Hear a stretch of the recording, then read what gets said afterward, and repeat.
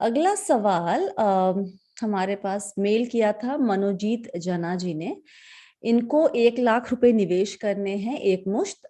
अब जानना चाहते हैं कि यूटीआई निफ्टी 50 इंडेक्स फंड ले या फिर UTI Nifty next 50 index fund ले। अब यहाँ पर मुझे आप, एक मिनट, ये क्या हो गया, स्क्रीन थोड़ी बड़ी हो जाए। हाँ जी, मैं आपसे 2-3 सवाल करना चाहती हूँ, ठीक है, कि दोनों में से बेहतर कौन होगा उसके पहले। और स्क्रीन शेयर करती हूँ मैं आपके साथ, मोहित और बाकी जो लोग देख रहे हैं। ये कहाँ चला गया?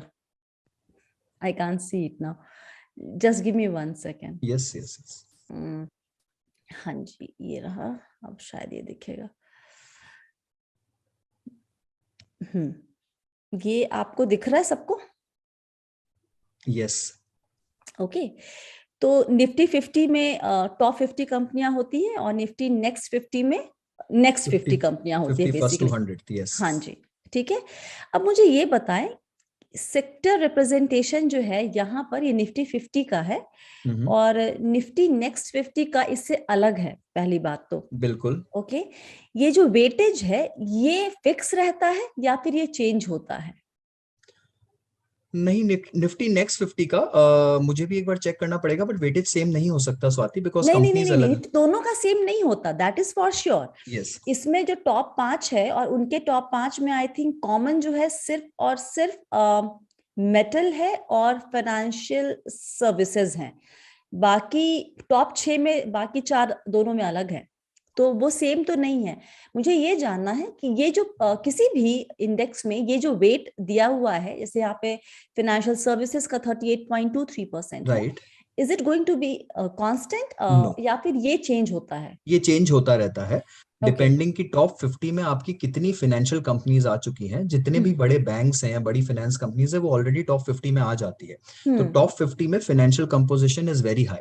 ओके। नेक्स्ट 50 में फाइनेंशियल कंपोजिशन इतना ज्यादा नहीं है। इनफैक्ट आप जैसे जैसे नीचे जाएंगे मार्केट कैप में, फाइनेंशियल कंपोजिशन उतना ही कम होता जाएगा और दूसरे सेक्टर्स का रिप्रेजेंटेशन उतना बढ़ जाएगा, बिकॉज दूसरे सेक्टर्स की कंपनियां अभी भी छोटे मार्केट कैप पर हैं, इतना बड़ा मार्केट कैप नहीं हुआ। और फाइनेंशियल बैंक्स जो है मोस्टली वो बहुत बड़े मार्केट कैप पर है, तो वो ऑलरेडी टॉप 50 में आ चुके हैं।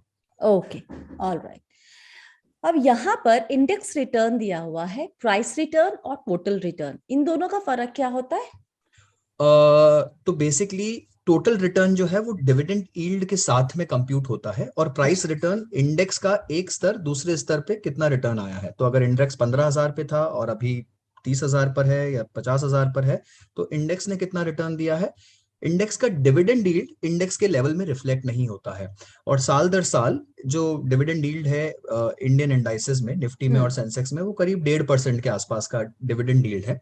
तो आप अगर उसको ऐड कर देंगे, कभी 1.25 हो जाता है, कभी 1.3, कभी 1.25 के आसपास जाता है, तो उसको ऐड कर देंगे तो वो टोटल रिटर्न हो जाता है, जैसे आप टीआरआई इंडेक्स भी कहते हैं। तो अगर आप म्यूचुअल फंड्स को देखेंगे तो सबका जो बेंचमार्क होता है आजकल, वो होता है निफ्टी 50 टीआरआई इंडेक्स। ये बीएससी सेंसेक्स टीआरआई इंडेक्स, हर जगह टीआरआई। सेबी ने कंपलसरी कर दिया है कि आप जब अपना परफॉर्मेंस कंपेयर करें तो टोटल रिटर्न इंडेक्स से करें, डिविडेंड यील्ड को मिलाकर करिए, उसको हटा के मत करिए। पहले क्या होता था, सारे ही फंड हाउसेस डिविडेंड यील्ड को साइड में कर देते थे और सिर्फ इंडेक्स के परफॉर्मेंस से अपना परफॉर्मेंस कंपेयर करते थे, तो 1-1.5% वो इंडेक्स से हटा देते थे। अभी सेबी ने उसको कंपलसरी कर दिया है कि आप टोटल रिटर्न इंडेक्स से कंपेयर करिए। ओके। अब ये रिटर्न देख लीजिए यहाँ पर, और मैं यहाँ पे ये स्क्रीन बंद करती हूँ और मैं निफ्टी नेक्स्ट 50 का स्क्रीन शेयर कर लेती हूँ ताकि लोगों को समझ में आ जाए।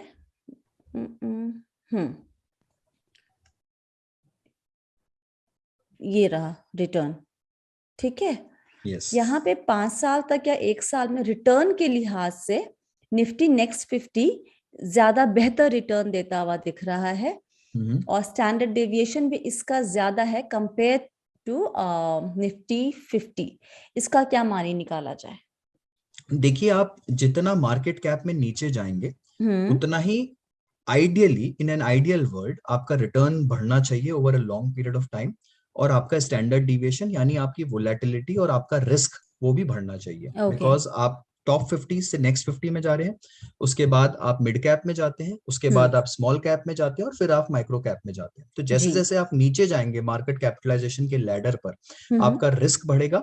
Ideally in a right world, small cap should give more returns than mid cap, and mid cap should give more returns than Nifty Next 50, and Nifty Next 50 should give you more returns than Nifty 50, because Nifty 50 सबसे matured companies हैं, Next 50 उसके बाद की maturity level है, and so on and so forth. तो that is the ladder, but ऊपर नीचे performance हो सकती है, बट अगर बहुत लंबा आपका दायरा है तो आप डेफिनेटली लैडर पे नीचे जा सकते हैं, एंड आप निफ्टी नेक्स्ट 50 को भी कंसिडर कर सकते हैं। ऑलराइट, तो हमने जवाब दे दिया, राइट? देखिए, मेरा जवाब अगर आप पूछेंगे कि कौन सा होना चाहिए, आई थिंक दोनों ही होने चाहिए। वो बोलते हैं ना, चमन में इतलाते रंग से कहा बात बनती है, तो you need everything together. Say that again, say that again.